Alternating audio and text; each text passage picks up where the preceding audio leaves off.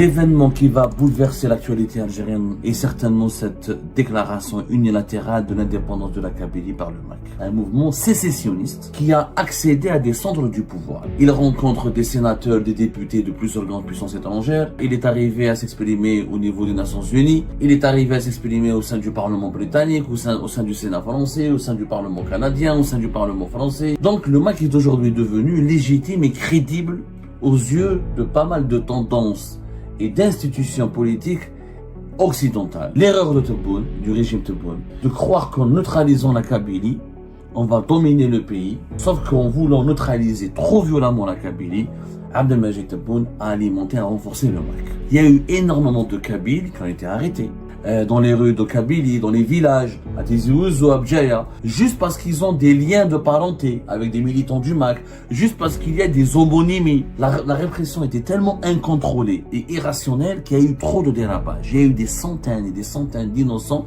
qui ont été emmerdés et qu'ils étaient eux-mêmes des patriotes, mais qu'ils étaient placés, ils étaient mis dans le même sac. Tebboune a créé un face-à-face entre lui et le MAC. Et quand tu crées un face-à-face avec un adversaire, tu renforces ton adversaire. Tu donnes une importance à ton adversaire. On a tué la politique dans la Kabylie et en Algérie. On a renforcé le MAC parce qu'il est devenu le seul mouvement politique qui travaille.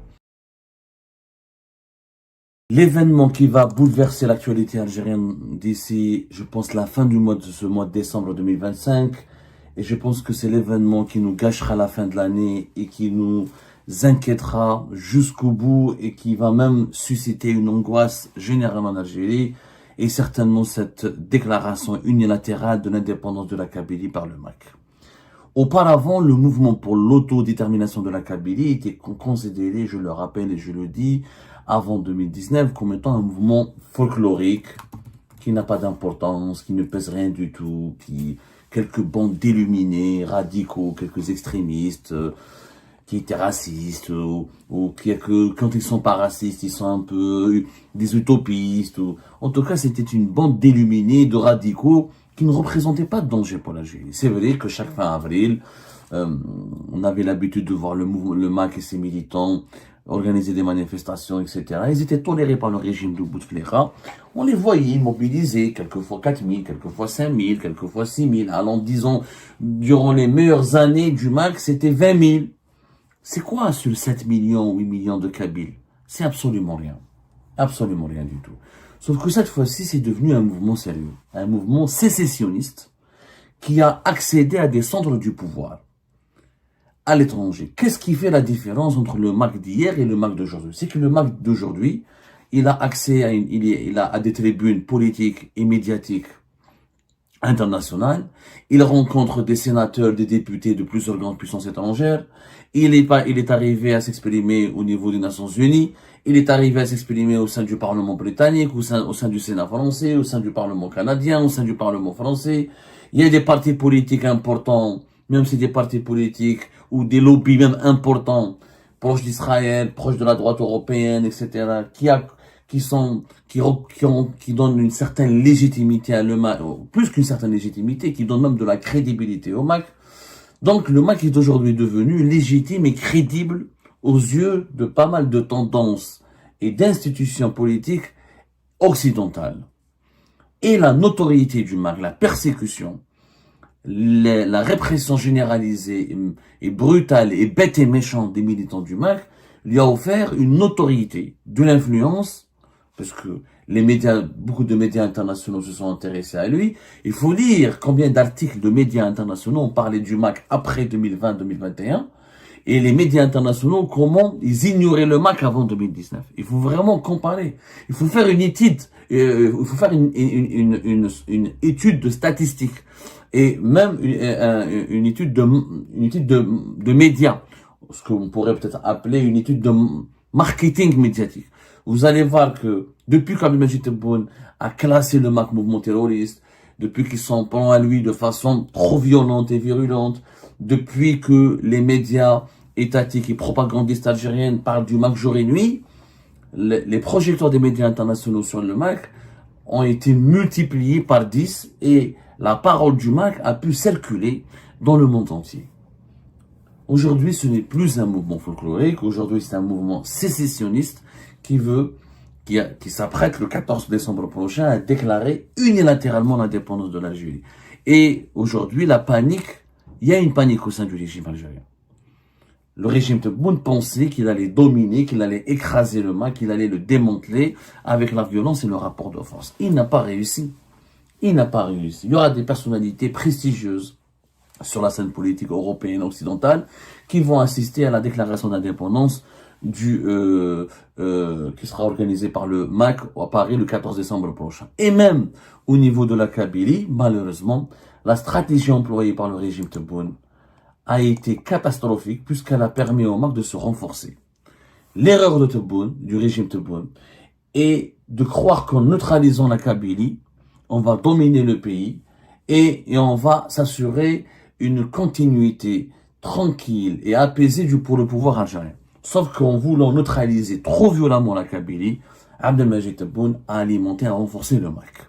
Je m'explique, les faits, rien que les faits, pour comprendre ce décryptage qui est très important, mesdames et messieurs.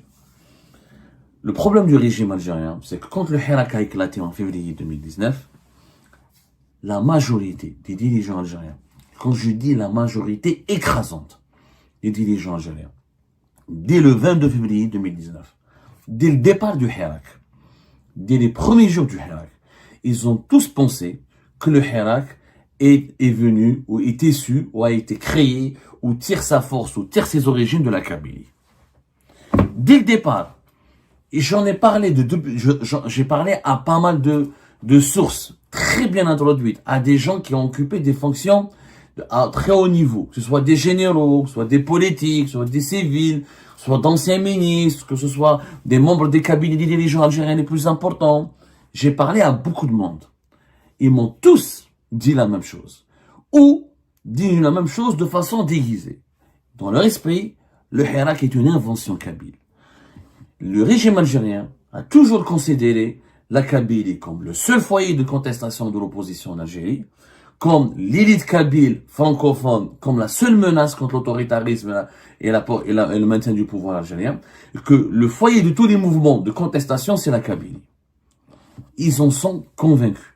Alors que le Hirak était un mouvement national. Il y a eu des manifestations partout, dans toutes les vilayas du pays, du sud au nord, de l'est à l'ouest. Il y a eu des nouveaux visages qui ont émergé et qui n'étaient pas que kabyles. À Alger, à Oran, à Tlemcen, à Sétif, à Borj Borali, je me souviens, à Al-Borj, à Stif, à Tlemcen, il y avait des mouvements de Hirak très puissants. Mais, pour le régime algérien, les manifestations les plus importantes, les structures les plus dangereuses du Hirak sont en Kabylie. Le Hirak a été un traumatisme pour le régime algérien. Pas uniquement pour le régime Tebboune, il a été un traumatisme pour tout le régime algérien. Et Tebboune le sait.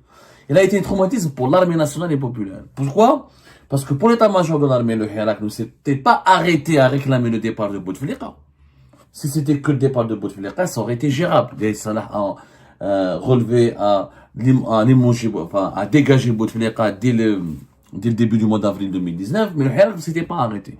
Parce que le Hirak a continué sur une lancée qui est le changement de toute la gouvernance du pays, avec une autre pratique de gouvernance. Il n'y avait pas un consensus général sur qu'est-ce qu'on voulait faire de cette nouvelle Algérie. Mais le Hirak voulait d'une nouvelle Algérie avec un autre régime, différent de celui qui est encore au pouvoir et qui a été maintenu et qui a été peut-être métamorphosé de façon violente et radicale par Abdelmajid Tebboune, mais finalement c'est le même pouvoir.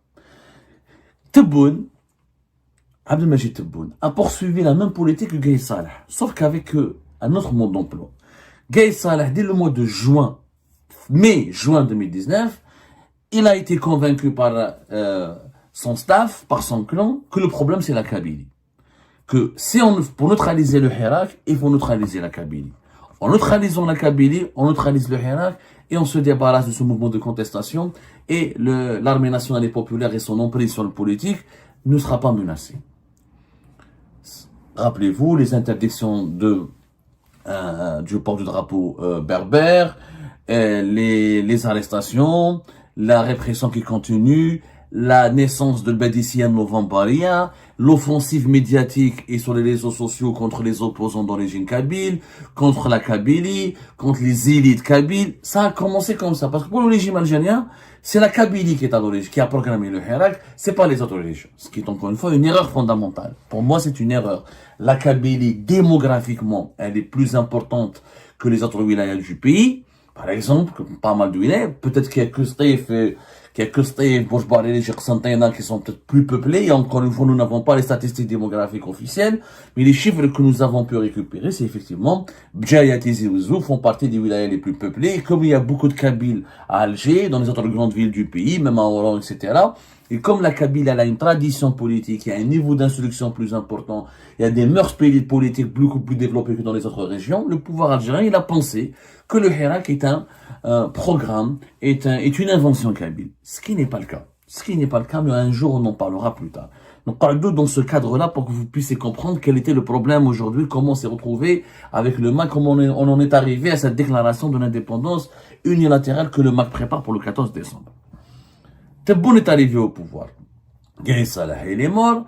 Il y a eu une dégaïdisation du pouvoir, c'est-à-dire une purge au sein du pouvoir pour se débarrasser du clan de Gaïd, pour que Tebboune et Chengueha imposent leur propre clan.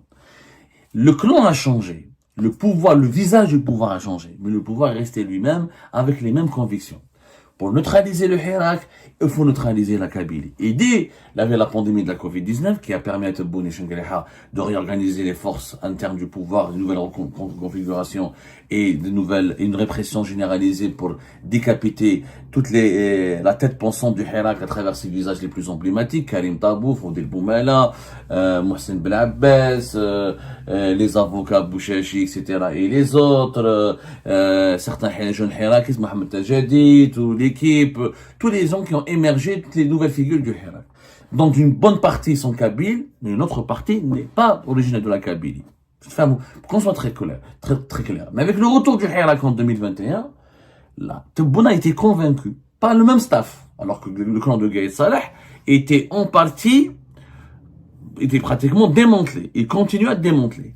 Mais les mêmes pensées ont dominé. Pour neutraliser le Hirak, il faut neutraliser la Kabylie. Ça vient. C'est Bdjaya, c'est Bouera, c'est Tizi Ouzou. Tant que ces wilayas bougent, tant que dans ces wilayas le Hirak continue, tant que dans ces wilayas les marches continuent, etc., on est dans la merde. Le Hirak risque d'ébranler le pouvoir et on risque d'avoir de gros problèmes et le pouvoir algérien risque d'être menacé. Tebboune a épousé la même thèse. Alors qu'il était anciennement Wali de Tizi Ouzou, comme il connaît la composition sociologique, la particularité politique et sociologique de la Kabylie, comme il connaît les dynamiques politiques là-bas, il a été convaincu lui aussi rapidement. Sauf que l'erreur de Tebboune était que les institutions, il a confié les institutions sécuritaires à des hauts responsables comme Henna Djebbar, général-major Henna Djebbar, et d'autres, notamment les collaborateurs du général-major Henna Djebbar, qui l'ont convaincu d'adopter une approche brutale, violente. Alors qu'à l'époque de Gaïd Salah, il n'y a jamais été question. Il y avait le fameux projet Zéro Kabyle, mais c'était un projet médiatique qui était diffusé sur les réseaux sociaux, colporté porté par certains individus qui étaient une minorité. Ils n'avaient pas accès au commandement du régime. Gaïd Salah n'a jamais voulu appliquer une politique Zéro Kabyle. On a voulu nous convaincre que Gaïd Salah était un anti-Kabyle, ce qui n'est pas vrai. Il a gardé des généraux kabyles, il a eu des amis kabyles, etc. Ça c'était complètement faux. Gaïd Salah n'a jamais dépassé une certaine ligne rouge. Il n'a pas classé le MAC mouvement terroriste, il n'a pas classé, etc. Après, il est mort fin 2019. Peut-être que s'il avait vécu, auparavant avait survécu, ça aurait été différent. Mais moi, je suis convaincu que ce que je connais du parcours de Gaïd Salah, ce que je connais de sa pensée, de ses ambitions, de son agenda, il n'était pas question d'aller jusqu'à la diabolisation atroce vers et l'écrasement de tout ce qui est de toute la Kabylie en utilisant le MAC. C'est ce que Tebboune a fait. Tebboune a été convaincu, notamment par Mehna Djebbar, le général-major Mehna Djebbar, qui porte une entière responsabilité, qui est d'ailleurs kabyle lui-même. On en parlera, je pense, prochainement dans une émission à part, qui a été convaincu par Mehna Djebbar et d'autres officiers des services secrets algériens sur la base de rapports sécuritaires qui étaient exagérés, falsifiés, basés sur des informations non vérifiées, surdimensionnées, excessivement, je dirais bien vraiment, mal formulé, excessivement exagéré. Ils lui ont fait croire que la Kabylie est le seul berceau de la contestation qui reste. Que les autres wilayas, c'est pas un problème. On peut les baratiner, on peut les faire taire avec un peu de répression, avec un peu de développement local, mais la Kabylie, c'est un problème. Parce que la Kabylie, il y a des mouvements structurés. Comment faire? Eh ben, ils lui ont proposé l'idée, dès 2021, mai-juin 2021, considérer le MAC comme terroriste. Rached, faut comprendre que la Rached a été classé, a été rajouté sur la liste des mouvements terroristes pour ne pas laisser uniquement le MAC. Rached a été utilisé comme faire-valoir, comme prétexte pour ne pas dire, pour que le régime algérien ne soit pas accusé de pratiquer une politique anti-kabyle. Si l'Algérie ou le régime algérien, si le Tebboune et Chengriha avaient classé uniquement le MAC comme mouvement terroriste, ils n'avaient pas rajouté à cette liste un autre mouvement, une autre entité, on les aurait accusés, la communauté internationale les aurait soupçonnés de pratiquer une politique de ségrégation régionale. Ah, parce qu'ils sont kabyles, ah, ils sont terroristes. Ah, il n'y a pas d'autre problème, il n'y a que le MAC. Donc, ils ont rajouté un Rached. Ils ont rajouté un Rached pour dire que voilà, à travers, ils ont créé ensuite l'article 87 bis. Le but était de dissuader toute action, de la population de recourir à toute action politique et de contestation. La répression ne suffit pas. Il faut rajouter la propagande. La propagande était de dire que il n'y a plus de Hirak, là, il y a un nouveau président, Bouteflika est parti, là, les membres du clan Bouteflika sont en prison. Aujourd'hui, on doit tourner la page. Ceux qui continuent de protester et de manifester sont des séparatistes et donc des terroristes affiliés au MAC ou des islamistes affiliés à Rached. Rached a été rajouté, encore une fois, il faut le comprendre.